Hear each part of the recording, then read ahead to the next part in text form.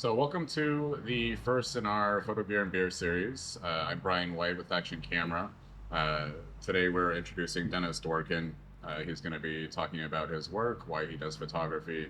Uh, Real quick, I'd just like to thank Schussboom Brewing Company for hosting us here today, and I hope you enjoy.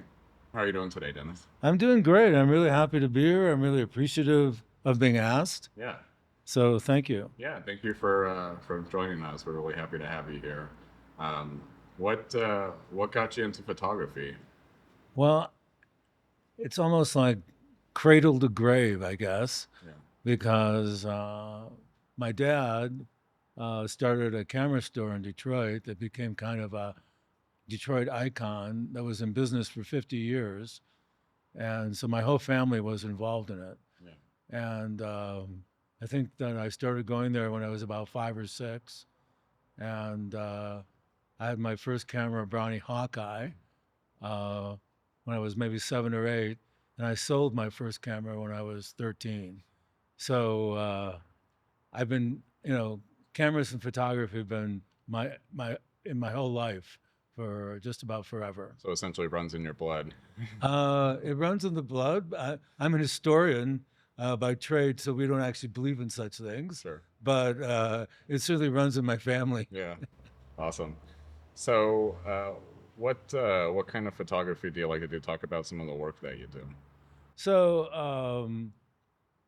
really, since I was a kid, I'm a thoroughly urban person, uh, growing up in Detroit and then spending multiple years in Chicago, and so I've done lots and lots of street photography. I'm sort of shy in some regards, so I don't go up to people and necessarily talk to them, which is sort of why I like longer lenses for street photography, Okay. more closer to 50 than say 35 or 28. And I really like forms in urban life that combine people uh, and forms and also I just like take pictures of my friends. I like doing environmental portraits. I've never really done well with nature. I always thought that nature was much better than I was as a photographer. But I love to do pictures when I travel. Yeah. And more recently, I've been doing slideshows with music and transitions using iMovie, Yeah. which I really enjoy doing. I've seen some of those, and those are really Yeah. cool. I Uh, enjoy watching those. Um, do you showcase any of your work on social media?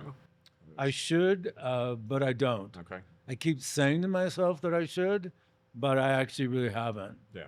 Recently, in the last few years, I've been doing photographs of the disappearing Reno motels. And so I actually really should show that, but I just haven't as yet. Okay. I know that you have a strong interest in printing as well. I've seen quite a few prints of your work, which are always really cool. In fact, I have one hanging in my apartment I right know now. I'm really appreciative. Yeah. So, I mean, I'm part of a generation that doesn't really think that, you know, pictures in a digital form are real pictures. Yeah. And so, unless it's a photograph, somehow in some ways it doesn't count for me. Yeah. And when I was younger and had access to my dad's darkroom, I used to print both black and white and color, which was a bitch.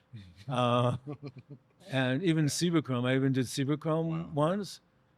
But for me, I teach at UNR. It's digital printing on a high quality printer is a godsend. Yeah. And the printing quality of Epson printers with 10 ink cartridges is amazing. Yeah, it definitely makes things more convenient than the Yeah. dark room. Um, so, going to some of the gear you use, you brought in a few cameras today. I see a mix of film and digital. Tell me a little bit about the So gear. it was a really hard decision. Yeah, Um, I know you're quite the collector. okay, so for many, many years, I just really just had one camera. And, but sort of in the last 10 years, I've started buying cameras that I always wanted when I was younger or shot when I was younger. Sure. And so it was a real hard decision. So I brought in three, Okay. two film, one digital. Yeah. And The first one is a Leica 3G. This is the 100th anniversary of the founding of the 35 millimeter camera, which Leica did in 1925. And this is the last of the original line of Leicas. It's a screw mount Leica before the current bayonet versions, which started in the late 1950s. I think this is somewhere between 1954 and 1958. Okay. And it's just a beautiful piece of gear. Yeah. It's not as usable as more recent Leicas, even film Leicas, but it's just beautiful to use, and I just enjoy it. The second one is a medium format camera, which is sort of a really odd camera, but I've really enjoyed using this. And 20 odd years ago, I used it exclusively. And this is made by Fuji, and it's a medium format camera. It's 15 pictures, 2 1/4, 1 5/8. And what's really unusual about it, it's, I think, maybe the only point and shoot in medium format. It's Sure. got a zoom lens, Yeah. and it's got automatic focus, and it even has a built-in flash, which is Can't sort beat of that. bizarre for a medium format camera. Yeah. And this, this is pure extravagance, but I absolutely love it. I was in Italy during the month of October and wandered into the Leica store in Rome, and they happened to have the current Leica Q343, which is a fixed lens camera, 60 megapixels, incredibly beautiful rangefinder or viewfinder, and a 43 millimeter Leica lens, which is, for me, just ideal for travel and street photography. So these are three cameras I love. I mean, I'm sure that everybody has their own list of favorite cameras, but that's what I picked up this morning. Yeah. No, that's quite the collection. Those are all very cool. But I have to say that the only cameras that I collect are the ones that I would use. Mhm. I don't buy cameras just because, I have, I want, just Leicas or whatever. Sure. I'm a user rather than a pure collector. Yeah, and that's something I've noticed working at Action Camera. In my time, I talked to a lot of people, and I noticed that there are a lot of photographers, especially who shoot film, who will collect or mainly collect, but they don't shoot as much. I do like that you find a balance with that. You know what you want to shoot with. You get those cameras, you use them. They don't just live on a shelf to look pretty. Yeah, when I was a teenager, we had a customer, super nice guy, working class guy, worked in probably automobile factories, scruffy, and he only took pictures of fences. And that's because really all he cared about was buying lenses and testing them. Right. And so, each to his own. Sure. But whatever people enjoy has always been great with me. Yeah. Awesome. So obviously you've been involved with photography your whole life. What are some photographers that you found some inspiration from and maybe help motivate you in your work? So I thought about this morning. I really don't keep up with photographers per se. So I thought the three categories of photographers that I really, really enjoy are street photographers, and then portrait photographers, and then I would say, I said three, but I actually have four, surrealist photographers, Okay. and political photographers. So without a doubt, my favorite is Henri Cartier-Bresson, who created the idea of the decisive moment, and whose photography I think is just, it never ceases to amaze me. And in fact, a friend of mine, Nadia Baer, has written a book on Magnum, which is the collective that Cartier-Bresson started to protect the rights of photographers. And it was both French and American photographers. but also through my brother-in-law, Michael Ketcher, who's a kind of photographer in arms. I really like Saul Leiter, Hmm. and um, and I've always liked Bruce Davison. As a portrait photographer, I love Diane Arbus, Hmm. just because I can't believe the people that she knew and the way that she was able to relax with them to take the photos Sure. that she Yeah. did. And the two surrealist photographers that I really love are Man Ray, who created the first photographic collages, Yeah.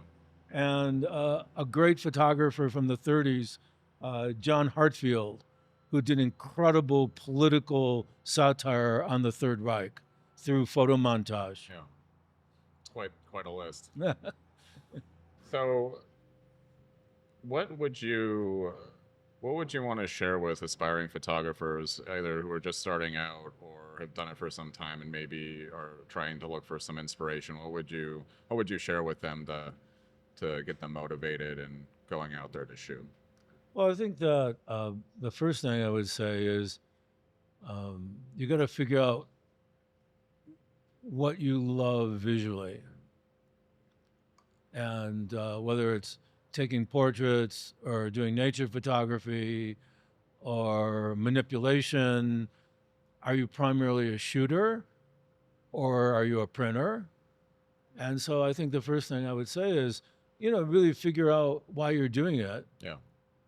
And the second thing I would say is, even though I love photographic equipment and grew up with it and continue to love it, is don't get hung up on it because it's really easy to do. Yeah. Find the tools that work best for you and learn them. Yeah. So those are the things I would probably, off the top of my head, Sure. are things that I would say. Okay. And I wanted to you brought a print in for us. I'd like to have you share that and maybe talk about it. So uh, I thought about prints, and I wanted what should I bring in, and so I took this picture when I was 15, and I used to wander around the inner city of Detroit, and maybe it's because I'm from Detroit. I love decay, Hmm.